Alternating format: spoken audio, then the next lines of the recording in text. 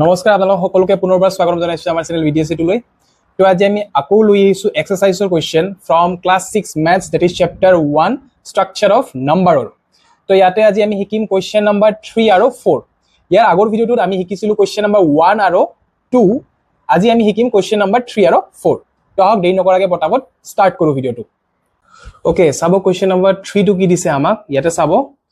This is according to 2011 census population of Assam is 31168,272. মই একদম simple ভাষাত আপোনালোকক বুজাই দিছো। ইয়াতে চাওক এটা ওয়ার্ড আছে সেন্সাস। সেন্সাসৰ অৰ্থ হ'ল আমাৰ জনগণনা, মানে এখন ৰাজ্যত কিমানজন ব্যক্তি কিমানজন মানুহ আছে হিটো হিসাব কৰাৰ প্ৰসেসটোকে আমি কওঁ কি সেন্সাস, আৰু অসমীয়াত আমি কওঁ কি জনগণনা। তো 2011 ত যোনটো সেন্সাস আছিলে তাৰে হিসাব মতে অসমৰ পপুলেশন আছে আমাৰ 31168,272। বুজি পাইছে এইখিনি? তাৰ পিছত চাওক কোৱেশ্চনটো কি দিছে আমাক। ইয়াতে দিছে যে ইউজিং কমা ব্যৱহাৰ কৰিব দিছে, আৰু কৈছে যে write the number in Indian system of numeration approximately and write its number name. First of all আমি এইখিনি চাই লওঁ কি দিছে। তো ইয়াতে কমা ব্যৱহাৰ কৰিব দিছে, আৰু কমা ব্যৱহাৰ কৰি কেনে এই নাম্বাৰটো ইণ্ডিয়ান সিস্টেমত লিখিব দিছে। ঠিক আছে, ইণ্ডিয়ান সিস্টেমত লিখাৰ পিছত এই নাম্বাৰৰ যোনটো নাম আছে হিটো আকৌ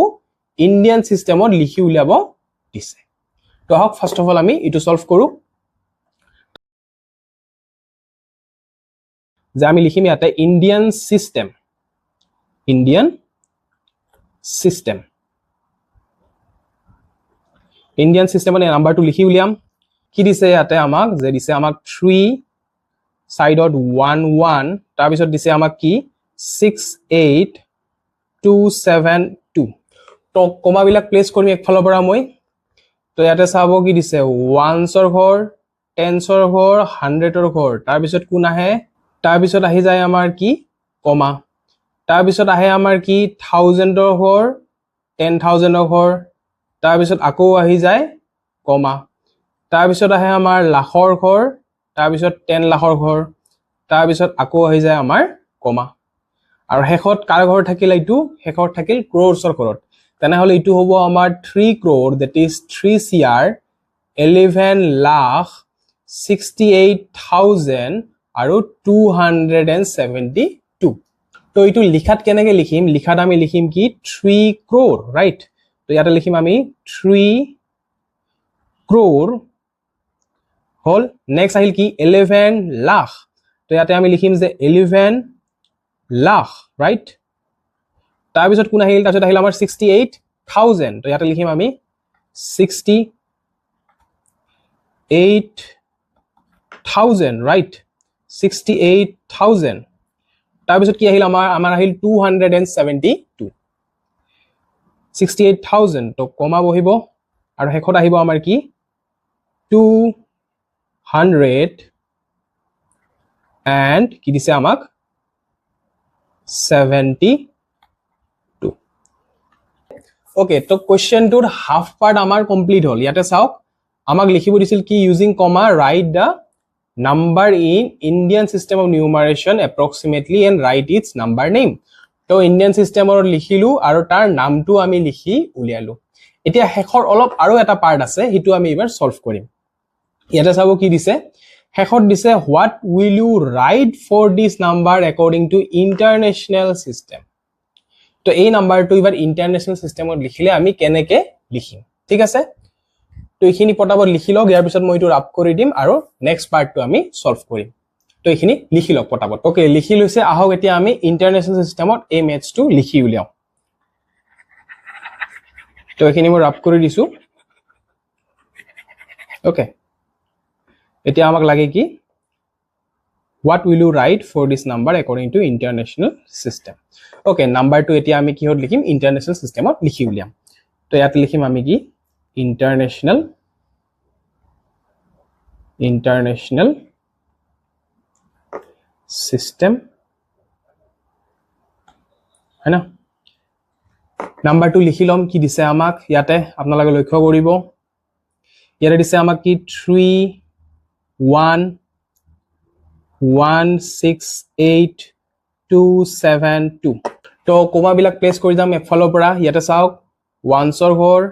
টেনছৰ ঘৰ হাণ্ড্ৰেডৰ ঘৰ তাৰপিছত কি আহি যায় তাৰপিছত আহি যায়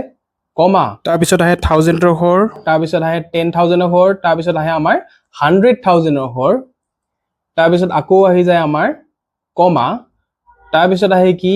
মিলিয়নৰ ঘৰ তাৰপিছত আহে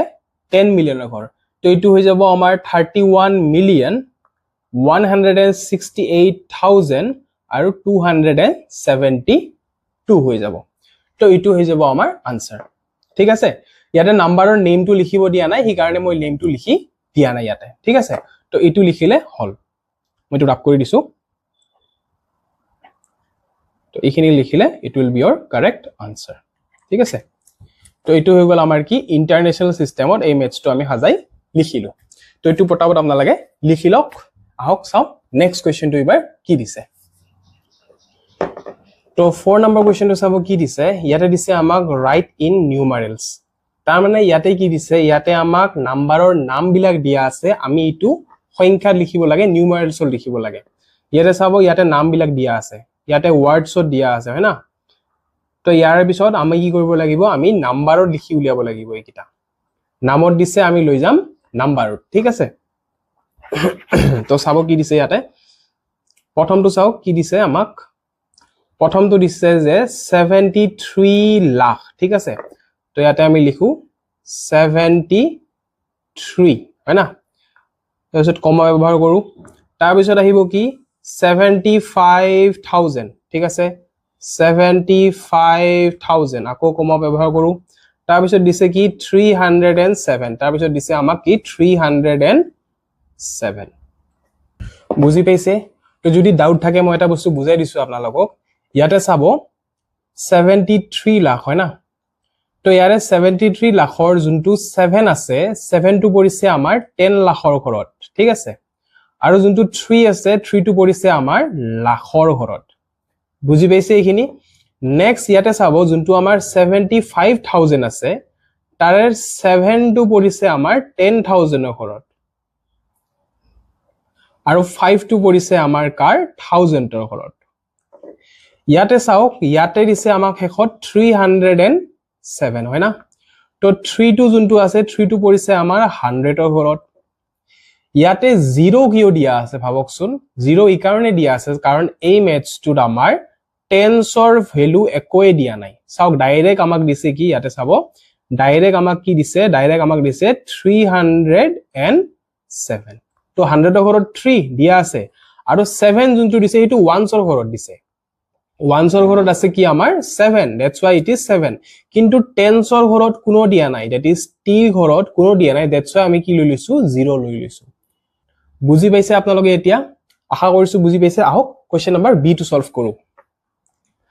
তো এইখিনি মই অলপ ৰাপ কৰি দিছো okay question number B to solve কি দিছে কোৱেশ্চন নম্বৰ বি টু দিছে 23 লাখ ৰাইট ঠিক আছে লিখি লও ইয়াতে 23 লাখ কমা আহি যাব তাৰ পিছত কি দিছে 30,000 তাৰ পিছত দিছে আমাক কি 30,000 ওকে ৰাইট তাৰ পিছত কি দিছে 10 দি দিছে চাওক অলপমান বেলেগ হ'ব এইটো তো 23 লাখ দিয়া আছে 30,000 দিয়া আছে আৰু হেখত ডাইৰেক্টলি কি দিছে 10 দিয়া আছে তাৰ মানে 100 ৰ ঘৰত ইবাৰ কোনো নাই 100 ৰ ঘৰত হৈ যাব আমাৰ 0 আৰু তাৰ পিছত আহি যাব 10 ৰ ঘৰত 1 1 ৰ ঘৰত 0 তো চাওক ইটো হ'ব আমাৰ কিমান 23 লাখ that is 23 লাখ 30,000 আৰু 10 হৈ যাব আমাৰ আনসাৰ তো আশা কৰিছো বুজি পাইছে আপোনালোকে আগৰটো নিচিনাই মই ইয়াতে লিখি নিদিও আকৌ ওকে এবাৰ চাওক সি নম্বৰ কোৱেশ্চনটো কি দিছে ইয়াতে চাব ইয়াতে দিছে আমাক কি 3 crore তেনেহলে আমি লিখিম যে 3 তাৰ পিছত দিম কমা তাৰ পিছত চাওক কি দিছে 5 লাখ হয় না তো লিখিম আমি কি 05 লিখিম কিয় 0 ব্যৱহাৰ কৰিলো কাৰণ চাওক 3 crore crores-ৰ ঘৰত আছে 3 that is correct হয় না চাওক 02 হয় আমাৰ কাৰ ঘৰত আছে 02 আমাৰ আছে 10 লাখৰ ঘৰত তো যেহেতু ইয়াতে 10 লাখৰ একো ভ্যালু দিয়া নাই তো আমি ইয়াতে 0 লিখি লৈছো আৰু লাখৰ ভ্যালু আছে কি আমাৰ 5 তো ইয়াতে মই 5 লিখি দিছো ঠিক আছে বুজি পাইছে তো আকৌ কমা ব্যৱহাৰ কৰিম তাৰ পিছত চাওক কি দিছে তাৰ পিছত দিছে আমাক অকল 40 হে দি দিছে তেনেহলে চাওক ইয়াতে লাখৰ পিছত কোন আহিব লাখৰ পিছত আহিব আমাৰ কি 10000 তাৰ পিছত 1000 কমা তাৰ পিছত 100 গোটেইবিলাকৰে ভ্যালু 0 লিখি আছো কিয় লিখি আছো কাৰণ ইয়াতে একো দিয়াই নাই লাখৰ পিছত ডাইৰেক্ট 40 আহি গৈছে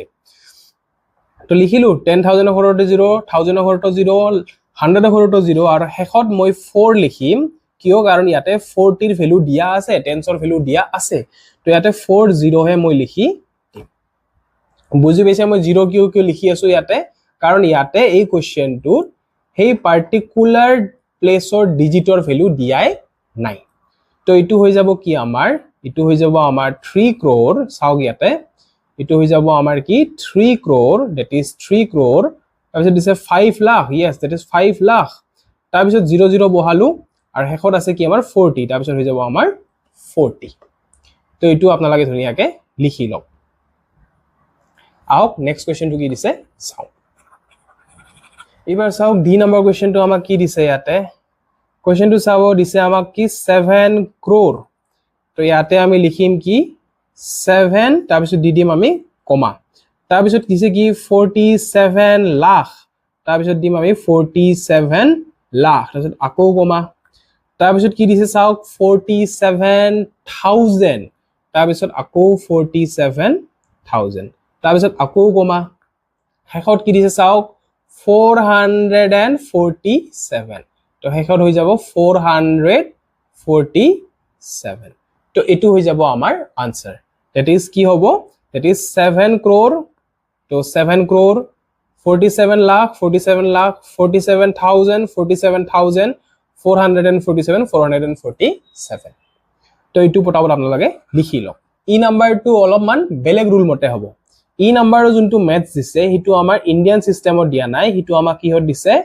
ইন্টাৰনেশনাল সিস্টেমত দিয়া আছে আগৰ ম্যাথছ বিলাক আমি কিহত কৰিলো ইন্ডিয়ানত কৰিলো এতিয়া আমি ইন্টাৰনেশনাল সিস্টেমত এই ম্যাথছটো সলভ কৰিম তো চাও কি দিয়া আছে ইয়াতে চাও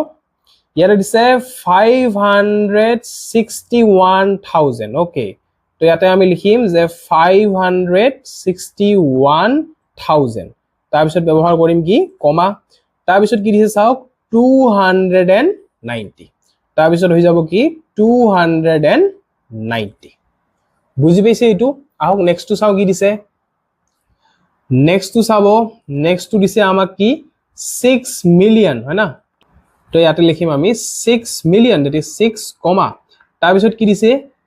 288000 তো লিখিম মই 288000 কমা আকৌ